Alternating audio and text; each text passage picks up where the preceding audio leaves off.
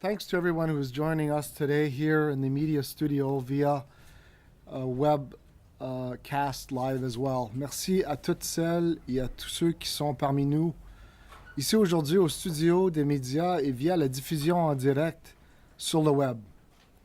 This is an unusually exciting time at the Ontario Legislature. Most year when we meet here in June, it feels like the end of the school year, a time to reflect back on past lessons and achievements. But this year, with a new legislative session starting next week and a new cabinet being sworn in tomorrow, it's also a time to look forward. The report I'm releasing today does both. It details the unprecedented volume of cases we dealt with in the past year and updates the most important ones to come. It reviews the significant progress made by government in responding to serious systemic problems, including modernizing the mandate of my office. And it sets the stage for building on that momentum. Let me start with a flood of cases this year, a 37% increase over last year. As you know, a good chunk of those are Hydro One complaints, now at more than 7,900 and still trickling in. But we've also seen an increase in many of the province's most complained about organizations and in complaints about the mush sector. In my business, an increase in complaints is good news. The more people we can help, the better. The Hydro One case is a great illustration of what our office does. While we are probing the systemic problems in their billing and customer service, we're also helping individuals and customers every day with some egregious problems, like the woman who had $8,400 sucked out of her bank account for a hydro bill that wasn't even based on a meter reading. We are doing the same for people with severe developmental disabilities who are in crisis. While we dig deeper into the issue, we have worked to get them immediate help as well, so they are not left at police stations or in homeless shelters. In a nutshell, that's how we work. Efficient and effective and outside the box. We cut through red tape and get results. Bref, c'est notre méthode de travail, efficace, fonctionnelle, hors des sentiers battus. Nous menons au bout des tracasseries administratives, nous obtenons des résultats. This is why, in addition to the individual stories we highlight in our report, we also flag persistent complaints, trends, and target broad systemic issues. This way, we root out problems with the bureaucracy that affect thousands or even millions of people. For example, today's report exposes a shocking communications breakdown between the Family Responsibility Office and the Ontario Disability Support Program that deprive families of hundreds of thousands of dollars to the tune of $845,000 and still counting, simply because the two agencies fail to talk to one another. We also follow up on our previous work. For example, we praise the government for things like cracking down on the code of silence among prison guards, or working with the OPP to address operational stress injuries among the police, and also to remind the government of unfinished business, like the infamous G20 law that still hasn't been replaced, or the regulation of non-emergency medical transfer industry. Both of these things were derailed because of the political volatility before the election and then, of course, by the election call. But we'll make sure they aren't forgotten. That brings me to the most exciting development of the past year, which is the government's move to open up the mush sector to Ombudsman oversight for the first time ever. As you all know, for almost 40 years now, my office has had to turn away everyone who came to us with complaints from municipalities, universities, school boards, hospitals, long-term care homes, and children's aid societies, and the police. Every provincial ombudsman in Canada has some jurisdiction over this sector, except in Ontario. But last March, the Accountability Bill, known as Bill 179, made history by proposing to give us oversight of municipalities, universities, and school boards, the muss in mush. Although this bill wasn't quite everything I dreamed it would be, I was pleased to have been consulted on its first incarnation, and I was even more pleased to hear the Premier last week say that she intends to reintroduce it. My message to the Premier and to the new Cabinet is that we are here to offer more constructive input on how mush bodies can be held to account at long last. The important thing is that thousands of Ontarians have problems with these organizations and will finally benefit from our help, the same kind of help that is so detailed in many of our stories in the report. J'aimerais adresser un message à la Première ministre et à son nouveau Conseil des ministres qui sera nommé demain. C'est que nous sommes là pour offrir des suggestions plus constructives sur la manière dont les organismes du secteur moche peuvent enfin être amenés à rendre compte de leurs activités. L'important, c'est que des milliers d'Ontariens pourront enfin bénéficier de notre aide quand ils ont affaire à ces organismes. Une aide semblable à celle que nous décrivons en détail dans de si nombreuses histoires tout au long de ce rapport. I also want to greet the returning MPPs, new or re-elected, and let them know that we are here to help their constituents.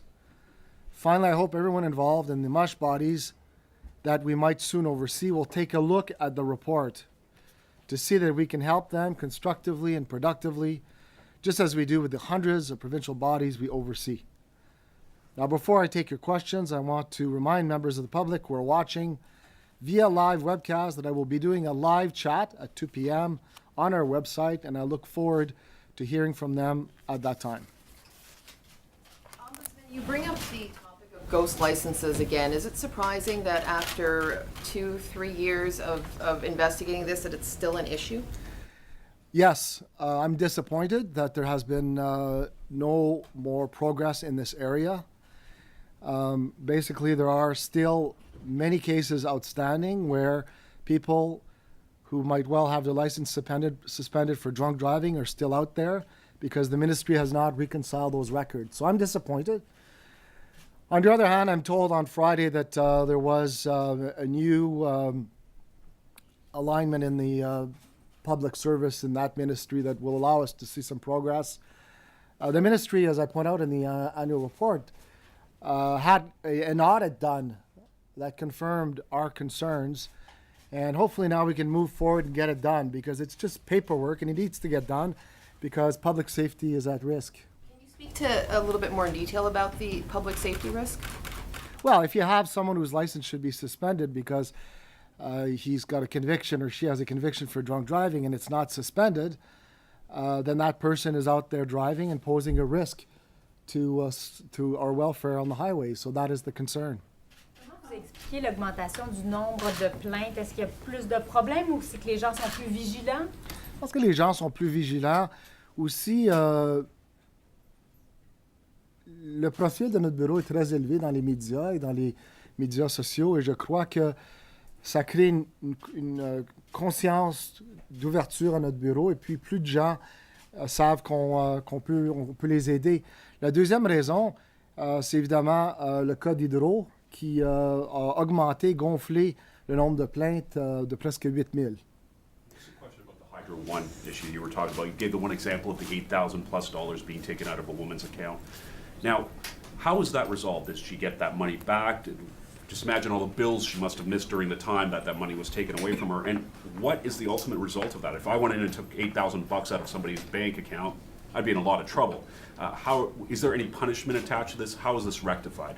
No, our first goal right now with Hydro One is to get those people that are out of pocket thousands of dollars when they shouldn't be, have them reimbursed, have them credited, resolving the individual problems, while noting that problem for the much broader systemic report that will be coming out on Hydro One. Hydro One has been very cooperative. We are sensing that they're moving in the right direction. But Hydro One may have staunched the bleeding, but the patient is still critical. We're not out of the woods with Hydro One yet. Are you still getting a lot of complaints, Andre, on Hydro One? We're Like, it's still more- getting them. We're still getting about 10 a day, which is quite incredible. Some days we get surges. If I may, there are two cases in the annual report that I would like to highlight. There's so many of them this year. But there's two cases that I'd like to highlight as, to me, being the most shocking ones. And the first one I referred to in my opening statement, where a lack of communication between the Family Responsibility Office and Ontario Disability Support Program has led to countless people being out of pocket from their family responsibility, their child support payments, $845,000 and counting. Just because the way it works is that the FRO, which receives child support payments for a beneficiary of ODSP, is supposed to keep tabs on what's going on. And so ODSP is supposed to keep tabs on what's happening with the FRO. And as soon as someone is not in receipt of ODSP benefits, they should automatically be receiving the FRO payments. That's not been happening. We talk in our case about a woman who, for 14 years, was deprived of her child support benefits to the tune of $8,000. Now, something is wrong when you have two branches of government that are not talking and producing this kind of problems for some of the most vulnerable people in our society. The second case, I think, which sticks out, and it's referred to at pages 66 and 67 of the annual report, is an inmate at the Ottawa Regional Detention Centre who slipped on a wet floor and complained of incredible pain as he was hauled back into his cell and later given an ice pack and told to simply suck it up. Next, and this is captured on video camera from inside the institution, he's put in a wheelchair upon further assessment, and the wheelchair is going down the stairs and hitting the stairs one by one as he's complaining of pain to his leg and told to simply shut up. And upon assessment at the hospital, it's determined that he had a broken femur and he's hospitalized for 3 weeks. I find that case of extreme cruelty, and we've talked about in the annual report today to draw the attention to the fact that our jail situation is not fixed right now in Ontario and needs further progress as well. Ombudsman, you said in the report that the number of complaints in Hydro One, you've never received that many complaints about a single government organization, and since you've become Ombudsman, I imagine not. Since the history of the office. What kind of complaints are you getting, besides this one case study that you received? What are the complaints? How egregious are these problems with Hydro One? Well, there's the issues that range from unintelligible billing, erratic billing, unexplained withdrawal from people's accounts or on automatic withdrawal with Hydro One, to overbillings, to lack of meter readings, to malfunctioning smart meters, to people whose homes have completely burned down and they're still getting hydro bills, which is my favorite one. It's actually quite incredible. And as I said when I announced the investigation in February, for many of these people, it's been a hopeless quagmire. And when we started a systemic investigation because we felt it was very much like wrestling with a slippery pig, which is why we have this illustration this morning. One area that I'd like to talk about is oversight of the MUSH sector. In 2008, the municipal legislation was changed to allow municipalities the ability to hire accountability officers, Auditor General, Ombudsman, Integrity Commissioner, lobbyist registrars. And this was supposed to be the dawn of a new era. A mature level of government gets $3.5 billion in money from the provincial government. Let them hire their own accountability officers. That experiment has been an epic fail. there is not one ombudsman out there, apart from, of course, the City of Toronto, which was forced to hire accountability officers. There's not one municipality which has created an ombudsman. Auditor generals, a whole bunch of them created them, and a whole bunch of them closed them down. Auditor generals in Sudbury, they tried to fire him after a report about waste. I guess these people simply didn't get the memo that they're supposed to be cheerleaders. Oshawa, office was closed in September 2013. Markham, Windsor, all closed down. There is right now, apart from Sudbury, where the Auditor General is basically living under siege by council, there's the City of Ottawa, which has the one and only lobbyist register in all of Ontario and has an operating Auditor General. The rest of these accountability officers simply don't exist or are under siege, which explains, I think, why the province has now moved in to provide for ombudsman sector of municipalities. Municipalities in Ontario, when it comes to accountability, are swimming against the fish. There's a great deal of appetite across Ontario for more accountability. And it's simply not happening. There's scandals that have embroiled municipalities from Brampton to Mississauga to Toronto to London.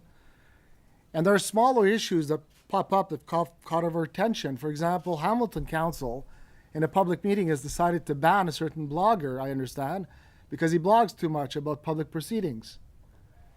We hear that in Brighton there's debate about whether or not to record the entire public meeting for fear that something may get in there that shouldn't be public, even though it's a public meeting.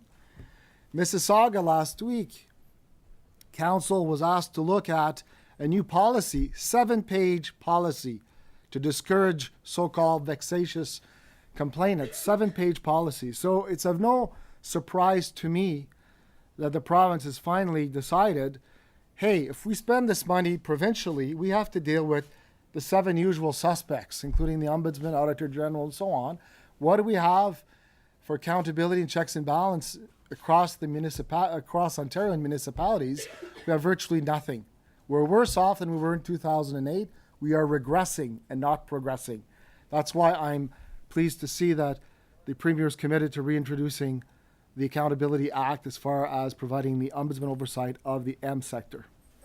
On n'a toujours pas cette surveillance-là. On est en retard comme Ça fait 40 ans que notre bureau appuie et fait le son de cloche qu'il manque de surveillance au niveau municipal. Et au niveau municipal, il y a tout un mouvement qui s'oppose à la surveillance. Et puis c'est pour cette raison qu'on ne l'a pas vu à date, mais j'ai espoir qu'avec le nouveau projet de loi qui va être présenté prochainement, qu'on va finalement avoir cette surveillance-là. Ombudsman, connection between Hydro One and your talk about the mush sector and municipalities. In your report, you talked about the number of complaints about municipal utilities that you couldn't follow up because you don't have jurisdiction. Is it a concern of yours that you're going to get a flood of complaints about municipal utilities similar to what you're getting from Hydro One once you get that oversight? I think that every time you open up a new can of worms, you always get a bit of a floodgate. There's no doubt about it. But then we manage it. We manage it, and we've been in the case of, thinking back historically when we investigated MPAC, the Municipal Property Assessment Corporation, we had 4,000 complaints in 3 weeks. If you look at our current annual report this year, MPAC is nowhere near the top.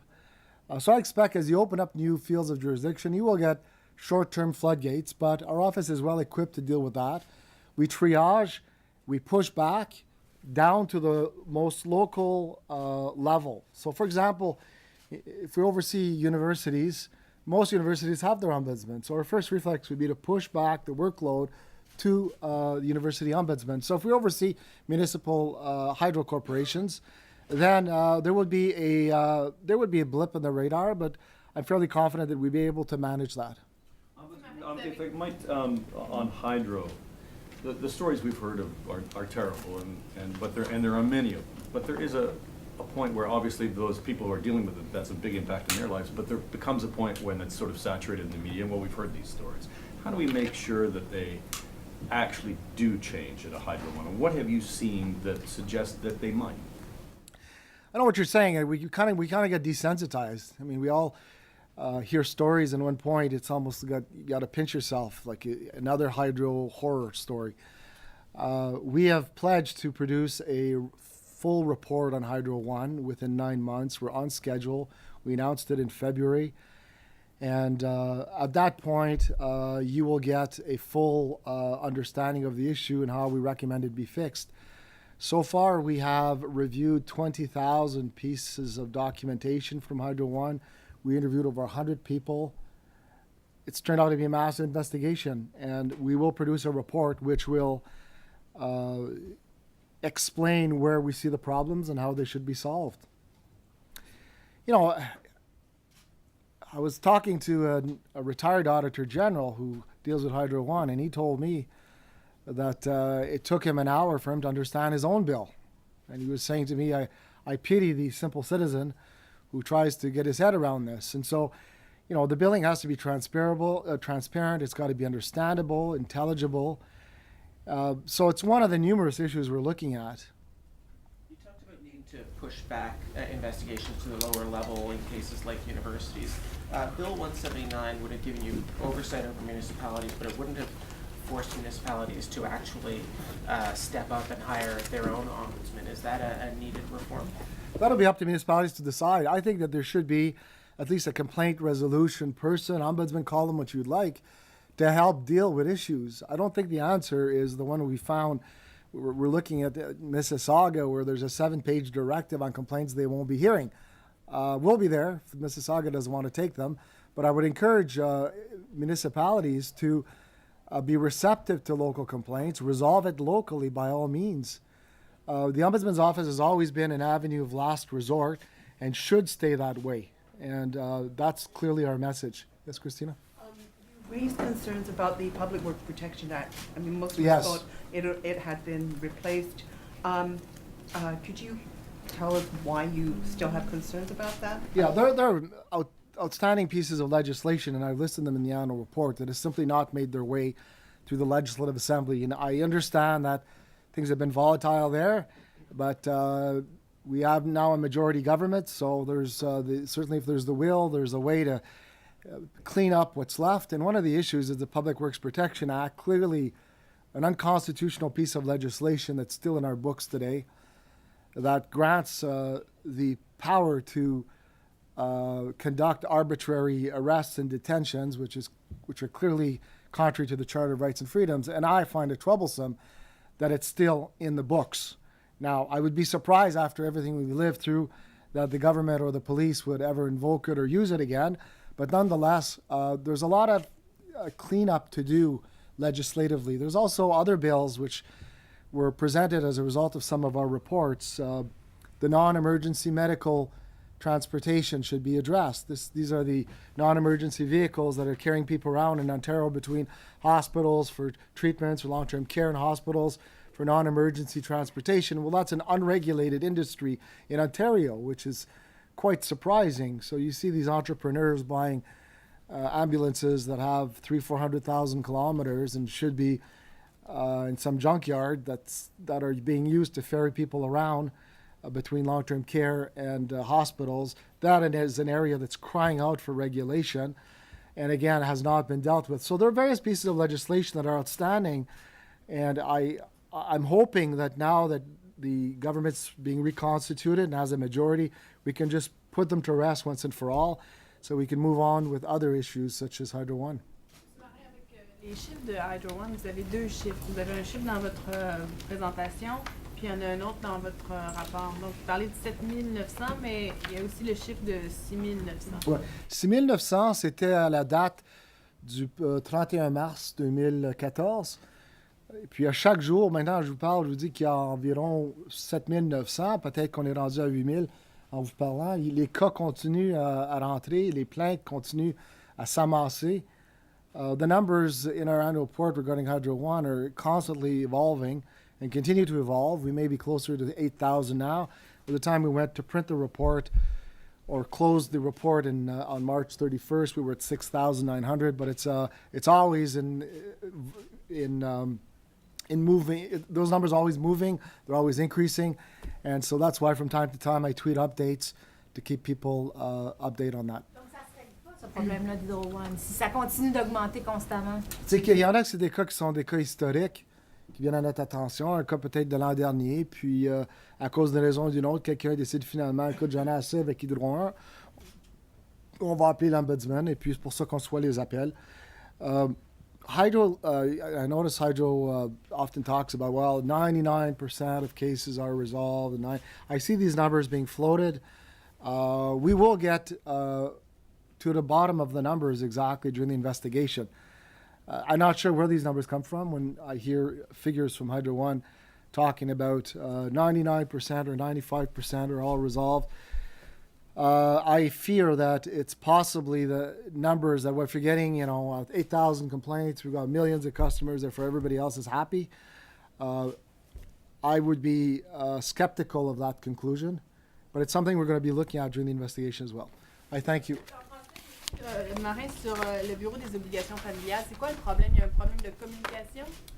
Le problème de communication entre le Bureau des obligations familiales et le programme au soutien des Ontariens handicapés, les pensions alimentaires qui sont perçues par le Bureau des obligations familiales ne sont pas transférées à ceux qui bénéficient d'une pension alimentaire si cette personne-là a des prestations en vertu du programme d'appui aux Ontariens handicapés. Sauf que lorsque la personne ne reçoit plus de prestations sous ce programme-là, la personne devrait devenir bénéficiaire de ces paiements de pension alimentaire. Et ça ne s'est pas passé en Ontario.